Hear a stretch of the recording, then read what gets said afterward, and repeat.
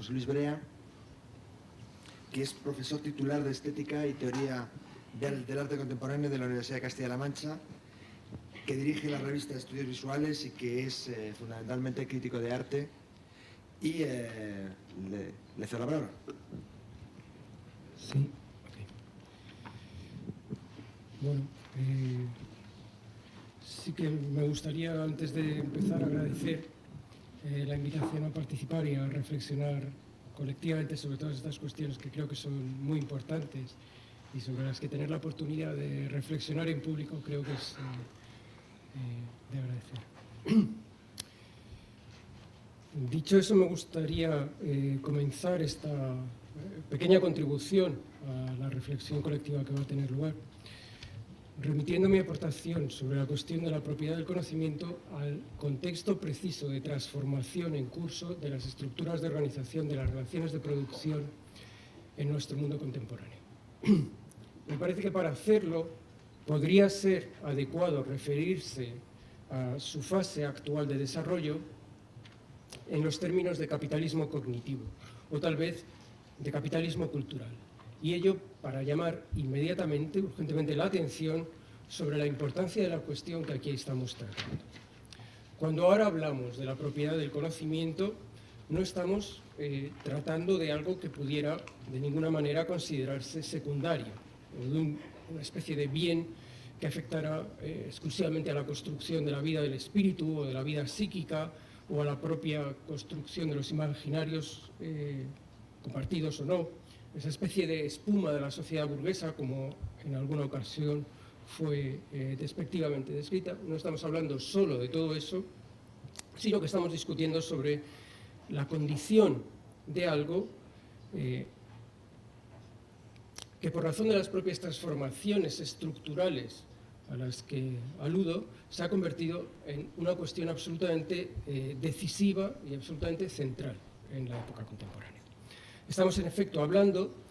de aquellos sobre cuya gestión y funcionamiento pivota, de hecho, la articulación misma de toda la producción, el conocimiento y los procesos de gestión, de generación, de distribución y de consumo como la base y como el motor sobre los que se articula el modo principal de toda la generación de riqueza y de organización social en las sociedades actuales. Por supuesto, habría que muy rápidamente recordar la disincronía entre las distintas formaciones y contextos sociales en nuestro mundo bajo una perspectiva geopolítica descentrada y, digamos, no occidental céntrica, y que, por tanto, hablar de tales sociedades del capitalismo cognitivo o de tales sociedades del conocimiento supondría, en muy buena medida,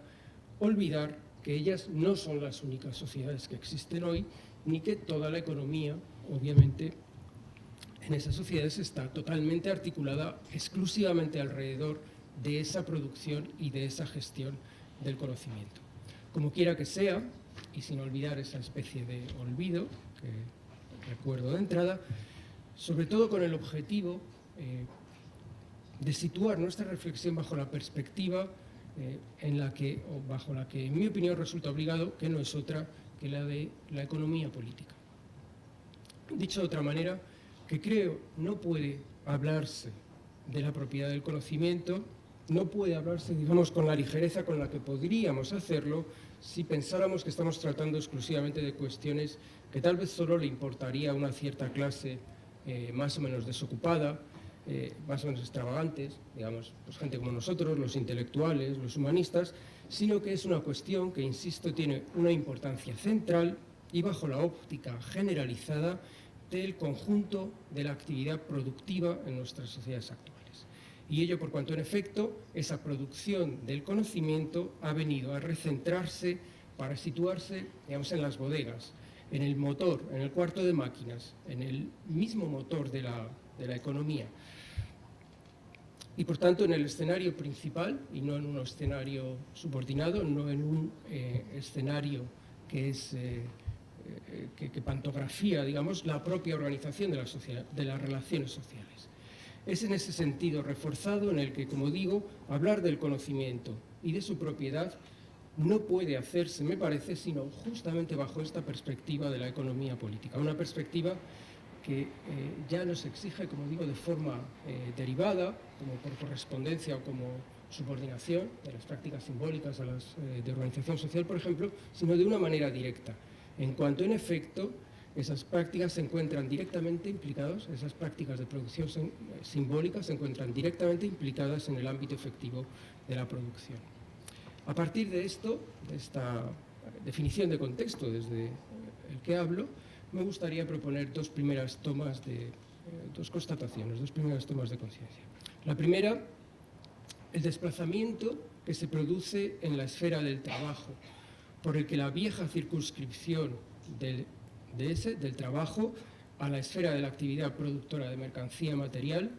decae a favor de una extensión que no solo empieza a alcanzar, sino a situarse en lugar predominante a lo que podemos llamar el trabajo inmaterial. Un trabajo efectivamente no orientado prioritariamente a la producción concreta de objetos con los que seguir poblando un mundo que ya está bastante saturado de ellos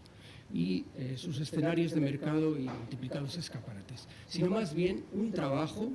inmaterial orientado a la producción de efectos, sobre todo de significado y de afección. Un trabajo inmaterial que no está orientado, insisto, a la producción de ningún tipo de eficacias inmateriales, cuyo rendimiento no se traduce en una fábrica que satisfaga necesidades materiales o siquiera funcionalidades prácticas y concretas, sino sobre todo necesidades de la vida psíquica, necesidades relacionadas con la producción y el consumo de los conceptos, del sentido, el resultado en última instancia de un trabajo afectivo, de un trabajo intelectivo, de un trabajo de producción de pasión, de un trabajo de producción de concepto. Y segunda cuestión o segunda toma de constancia que propondría es que, paralelo a ese desplazamiento de las formas del trabajo, fuera en cierta forma, por tanto, del escenario del mercado hacia las formas del trabajo inmaterial, se produce simultáneamente un desplazamiento crucial de las formas del conflicto social en relación a la lucha por la posesión de los medios de producción. De materializarse, como en otros tiempos, esa lucha por la propiedad en cuanto a la propiedad de la tierra o a la propiedad del capital, a convertirse ahora en crucial la lucha por el conocimiento, la lucha por la propiedad intelectual. Si efectivamente constatamos una transformación del modo de organización de las formas de la producción en el sentido de convertirse el conocimiento en motor fundamental, y como digo, es ello lo que nos autorizaría a hablar de capitalismo cognitivo para referirnos a la organización del presente, se trata de tomar conciencia de que también ello conlleva un desplazamiento del escenario de la lucha, una extensión del campo de batalla que convierte a la propiedad intelectual en un teatro de la guerra crucial en nuestro tiempo. Aquella, si queréis, que significa un nuevo ámbito del conflicto revolucionario más crucial. Con ello, quiero de nuevo insistir en que no se trata ya en modo alguno de una cuestión episódica o de una cuestión, por así decir, subordinada o superestructural, como se hubiera dicho en otros tiempos, sino de una cuestión constitutiva de un foco principal que es objeto de una disputa encendida y de un carácter intensamente político, insisto, alrededor del que se organiza y se extiende el campo de batalla de la lucha revolucionaria por excelencia característica de nuestro tiempo. En él, en este teatro de la guerra, está en juego mucho más que la suerte de las industrias del entretenimiento o del mero espectáculo y la fortuna que unos u otros puedan hacer con ellas. Lo que está en juego es algo que creo que es mucho más esencial. Está en juego la suerte y la conjugación de las formas posibles del existir, de nuestro existir en la época contemporánea. Las condiciones bajo las que se pueden expresar y resolver las propias formas de la construcción identitaria y, por tanto, y por extensión, las formas de sujeción aquilatadas en esos procesos de subjetivación y de socialización. Con esta sugerencia avanzaría entonces a una especie de segunda toma, de segundo escenario, que probablemente, que espero que me acerque un poquito más a la cuestión a la que normalmente me dedico y por la que supongo que se me ha invitado, y que tiene que ver específicamente con la suerte en ese contexto epocal de las prácticas de producción simbólica, de las prácticas de producción de imaginario, de las prácticas, si queréis, artísticas y culturales. En este segundo escenario, comenzaría por proponer un ligero desplazamiento de mi reflexión inicial. En vez de seguir hablando de capitalismo cognitivo o de sociedades del conocimiento, empezaría a proponer hablar de capitalismo cultural, incluso de un capitalismo básicamente identitario o simbólico. Me interesa al hacerlo, al proponer este pequeño desplazamiento, es llamar la atención sobre el hecho de que solo ello supondría un genuino desplazamiento, una genuina nueva fase de avance o de desarrollo del capitalismo en un nuevo régimen realmente diferenciable. Por cuanto, cuando se habla habitualmente de capitalismo del conocimiento, se está pensando sobre todo en la optimización de los procesos de gestión cognitiva como algo que se pone al servicio de los viejos procesos de desarrollo industrial, ya sea a través del control de las patentes, ya sea a través, por ejemplo, del control de los propios procesos de producción. Lo que se trata en esa idea es sobre todo de pensar cómo se optimizan el funcionamiento de las, en el fondo, viejas estructuras de la producción, que son estructuras de la producción industrial. Cuando, sin embargo, queremos hablar o empezamos a hablar de capitalismo cultural, estamos llamando la atención sobre un desplazamiento que a mi modo de ver es más drástico, que supone no únicamente esa inversión en mejorar la productividad, que es lo que parece que siempre está detrás de esta idea de hablar de la producción del conocimiento, sino también un cierto reenfoque de las dinámicas. Dicho de otra manera, que no se trata ya solo de aplicar conocimiento para mejor producir lo de siempre, mercancía, sino se trata de que las formas de la producción se alteran, de hecho, también para empezar a producir fundamentalmente otra cosa, que en este caso es conocimiento. Pero, y es aquí donde se apoya mi propuesta de utilizar preferentemente esta designación, no se trata de un conocimiento de cualquier tipo, sino muy fundamentalmente un conocimiento que, como ya he sugerido al hablar del desplazamiento en la esfera del trabajo, tiene por objeto principal la producción de vida psíquica, la producción, si se quiere, de sujeción, de simbolicidad, de ese imaginario que en los procesos de identificación y distinción que tienen lugar en relación con él, con el imaginario circulante, si queréis, induce la producción y el reconocimiento identitario. Por tanto, de los modos del conocimiento que habitualmente identificamos con la producción cultural, solo que hasta ahora considerábamos esta una especie de subproducto o quizá de efecto colateral, y de lo que se trata ahora es de afirmar la extrema centralidad e importancia que tiene su producción en la reorganización contemporánea de las formas de producción. Lo primero que en relación con esta afirmación quiero sugerir es que ello significa mucho más que la mera constitución del crecimiento desmedido en tiempos recientes de los sectores industriales asociados, digamos, las industrias del espectáculo y del entretenimiento, las industrias del turismo de experiencia, las industrias de la comunicación y de la información, en general, las que hasta ahora llamábamos industrias culturales. Mucho más, pero también, desde luego, eso. Y ese mucho más significa que, de un modo generalizado, la totalidad de la esfera de la producción económica y de mercancía tiende a reorientarse precisamente hacia ese prioritario foco de la producción identitaria. Es algo que en otro lugar he descrito como una cierta culturización de la economía, entre comillas, entendiendo por tal un proceso en curso del cual o en el cual la mercancía se arroga, se apropia los caracteres de producción de simbolicidad que antes estaban reservados al ámbito cultural, saber, la producción de efectos de reconocimiento e identidad. En efecto, y por encima de todo, lo que las nuevas fábricas características de esta era del capitalismo avanzado producen es, más que mercancías, a los sujetos que puedan interesarse de ellas. Pero no sostengamos ni siquiera ese bucle como si fuera un bucle abierto. Lo que esas fábricas, lo que las nuevas fábricas producen es estrictamente personajes, sujetos, identidades que consumen y que consumimos por encima de todos, no mercancías, sino sobre todo sujeción e identidad. Como resulta innecesario advertir,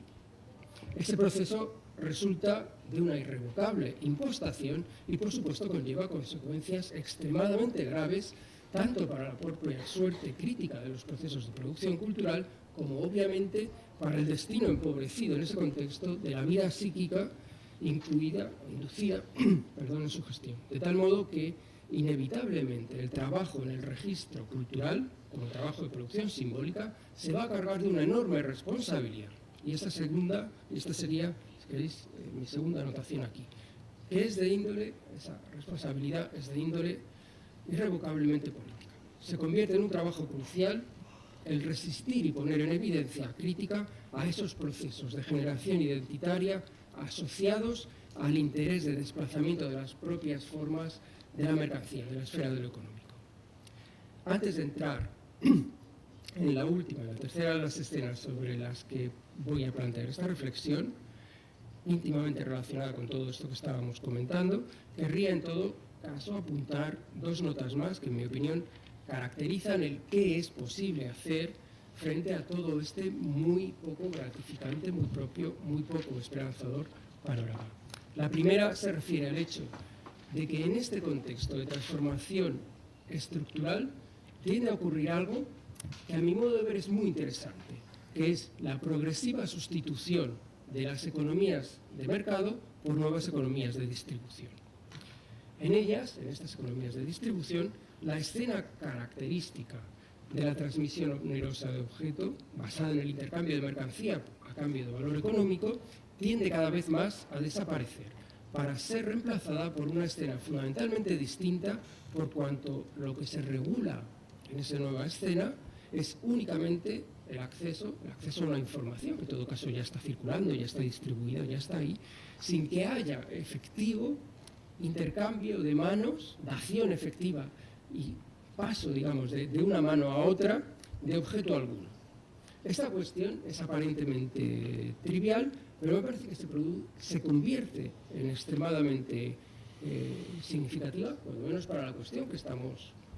empezando a discutir aquí, de la propiedad del conocimiento, si tomamos conciencia de que en esa nueva escena del intercambio propia de las economías de distribución, la cuestión de la propiedad tiende a convertirse en una cuestión sustancialmente irrelevante. De hecho, no hay propiedad,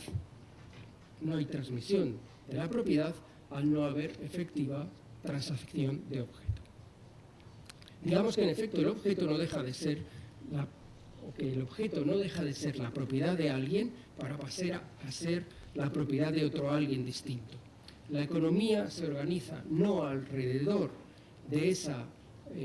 transmisión, de esa remodulación, si queréis, de la propiedad ontológica del objeto, sino únicamente en la regulación del derecho de acceso a una información que no se identifica con el soporte que eventualmente pueda en uno u otro momento materializarla, y respecto a la cual es prácticamente autónoma. Y si digo que esto me parece extremadamente importante en relación a la cuestión que estamos discutiendo, que vamos a discutir en esta mesa, es porque me parece que ello conlleva la irrelevancia estructural en las nuevas formas de la economía, especialmente las que afectan a estos sectores de los que estamos hablando, la economía de la producción simbólica, cognitiva, la irrelevancia estructural, digo, en las nuevas formas de la economía de la cuestión de la propiedad, que si se plantea en ella todavía es más por rémora e inercia de formas de organización de la economía anteriores que por genuina exigencia de consideración en estas actuales. Y segunda anotación, referida ahora a la aparición del dispositivo ontológico en el que esa economía de distribución va a tomar cuerpo. Y si digo cuerpo, entre comillas, es porque en realidad se trata más bien de un escenario sutil, prácticamente inmaterial, incorpóreo. Casi diría que todavía es apenas poco más que psíquico, cuasi psíquico diría, una especie de intangible virtual. Por lo tanto, el escenario que va a necesitar toda esta articulación de nuevas formas de economías de distribución y de trabajo inmaterial para condensarse y cristalizar en una formación histórica concreta. Me refiero, como es obvio, al nuevo escenario de la pantalla electrónica y su invasión diseminada del mundo contemporáneo en una colonización que es masiva y que se produce no tanto por ocupación de espacio y de territorialidad, por así decir, sino más bien por una dispersión incontrolable de infinitésimos microescenarios que abren infinitas, también puertas entre el mundo inmaterial y esos otros escenarios sutiles e intangibles, habitantes de lo inmaterial, del orden de lo imaginario apenas.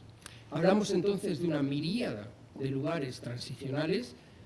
lugares que no son enteramente de este mundo, sino más bien efectuadores de un tránsito y de un deslizamiento rápido entre el orden de lo real y ese otro orden del que constituyen cristalizaciones casi únicamente inmateriales. Y si insisto también en este carácter, es porque me parece muy importante llamar la atención sobre el hecho de que su potencia de condicionamiento de la actualidad y de nuestros modos y de nuestros mundos de vida no viene tanto por el hecho de su extensión y de su ubicuidad, cuanto de la particular ontología que concierne como condensaciones todavía muy sutiles del fantasma. Si se quiere, como meras imprimaciones, acaso un poquito más densificadas que la pura vida mental, que el sueño, que la fantasía, como meras imprimaciones de la pura vida psíquica. Es de esa condición, como momentos de materialización leve de su existir mental, de donde les viene en realidad a estas pantallas toda su fuerza de producción de imaginario y por ella toda su fuerza de generación identitaria, de generación de formas de subjetivación. Antes de hablar, para terminar, de esas formas de subjetivación, cuyas posibilidades de construcción me parece que son realmente el gran desafío de nuestro tiempo, solo querría dejar ahora constancia de la enorme responsabilidad que al respecto necesariamente tienen que asumir las prácticas de producción de imaginario. Ahora que el mundo se ha plagado y se está plagando hasta en sus últimos rincones de estos poderosísimos productores de imaginario. Y si en estos tiempos esas imprimaciones de imaginario si en otros tiempos esas imprimaciones de imaginario apenas aparecían en lugares muy escasos, por ejemplo en las pantallas de los lienzos o en el teatro, fuera de los escenarios mentales, ahora en cambio esas apariciones se han convertido en un gran flujo que puebla y satura el mundo efectivo y concreto en nuestros días. Si ello les convierte en extremadamente peligrosas, no cabe sino a la vez señalarlos como lugares de trabajo político y por tanto de ejercicio de la máxima responsabilidad, en cuanto a la cual obviamente la de los productores de imaginario crece desmesuradamente y también, si queréis, la de articular unos estudios que sean capaces de analizar con el máximo rigor y la máxima criticidad cuáles son esos procesos de formación de imaginario. En cualquier caso, avanzo ya para terminar a mi tercer escenario, y ello para de una manera muy rápida apuntar cómo esta constelación de desplazamientos en la esfera del trabajo, de la economía, apunta y reclama la emergencia de nuevas formas de subjetivación, para emplear la denominación utilizada ya a finales de los 70 por Félix Guattari. Nuevas formas de subjetivación cuya quizá característica más definitoria sea la de la puesta a prueba de la experiencia del común, de la comunidad. Tal y como sugería Agamben en esa reflexión a la que ya antes he aludido, será ese desvelamiento y acaecimiento histórico de nuevas formas de la publicidad, nuevas formas de lo público, de lo común, que no se confundan con la mala publicidad de lo mediático. Esa es la gran tarea pendiente. Ese, y tal y como él mismo sugiere, podría definirse como el gran desafío político para nuestra generación. Un desafío al que, como seguro sabéis, están respondiendo de distintas maneras también muy distintos pensadores, del propio Guattari al Negri del General Intellect, o de la noción más próxima de multitud, o a las mismas ideas de comunidad en las que trabaja el propio Agamben o Zygmunt Bauman. Respecto a todo ello, solo querría destacar que al menos dos de las características de todo el proceso de transformación que he venido describiendo pueden contribuir de modo muy decisivo a ello, a esta formación de nuevas formas de subjetividad. La primera, el propio carácter inapropiable de los procesos de distribución en el escenario de las nuevas economías inmateriales. El hecho que ya he señalado de que en su curso la cuestión de la propiedad pierde razón de ser, pierde razón ontológica de ser. En efecto, en los procesos de intercambio y acceso al conocimiento en que ella se funda, quien adquiere conocimiento, quien adquiere cultura, quien adquiere imaginario, no lo hace a costa de que su proveedor se vea privado en cantidad alguna de su propio patrimonio. Por lo tanto, cabe en este escenario pensar como muy verosímil el ascenso de formas comunitaristas de la propiedad, a diferencia de lo que concierne al territorio de los objetos, de las mercancías, de las tierras. Nada pierde aquí, en el campo del conocimiento, nada pierde quien comparte, sino que, al contrario, es seguro que en ello necesariamente gana. Y segunda acotación, que al referirse todas estas transacciones a operadores cuyo efecto último es la producción identitaria basada en la distribución y en el consumo del imaginario, destaca aquí el carácter inherentemente colectivo que tienen las propias imágenes, digamos, algo así lo que llamaría su espontaneidad gregarizante. No habría visión ni producción de imaginario fuera del reconocimiento del otro como orgánicamente presente en la construcción de la mirada. Y ese hecho elemental hace que el dominio de las imágenes, el dominio de la visualidad, se produzca, y las imágenes siempre han sido de la comunidad, no hay visión en el ámbito de lo estrictamente privado, ¿no? Que el dominio de las imágenes se produzca como naturalmente imprivatizable, como no sometible a propiedad individual. Obviamente, y en el curso de los procesos de apropiación por el capital de las prácticas artísticas, por ejemplo, sí que se han cumplido esos procesos de privatización, pero en cualquier caso es difícil negar que ello repugnaba de modo natural a su propia ontología, y tanto la exigencia de su disfrute colectivo, nadie disfruta de las obras artísticas en privado, como la convicción de que ellas pertenecen al genérico de la humanidad, se nos aparece como casi mero sentido común. Un sentido común que en los potenciales de distribución y reproducción infinita asociados a las tecnologías digitales, que esos dispositivos multiplicados de cristalización de imaginario, que son las innumerables pantallas que pueblan el mundo, sin duda va a encontrar un cómplice del potencial incalculable. Y dicho esto, acaso terminaría con una última reflexión que intentará, digamos, reagrupar y recoger todas estas ideas al tema del debate. Que a tenor de todo lo que he dicho, cuando pensamos en la cuestión de la propiedad del conocimiento, acaso, y además de pensar en la necesidad de revisar efectivamente las formas legales que regulan jurídicamente sus procesos de producción, de transmisión y de consumo, debemos preguntarnos en qué grado y sentido y hasta qué punto está teniendo lugar un proceso de transformación epocal del modo de darse nuestro habitar el mundo que realmente reclama un replanteamiento muy general y, insisto, no solo de las formaciones jurídicas, sino también y en particular de los propios modos de la organización social y de la institución de las prácticas de producción simbólica y de conocimiento, y en su marco y consiguientemente de los procesos y resultados que se siguen de su quehacer, de su acción práctica. Ni más ni menos que nosotros mismos, quizá como idea y como especificación de la idea de humanidad, en las formas que esa idea adquiere en cada momento y contexto, nuestro modo de habitar el mundo. Gracias.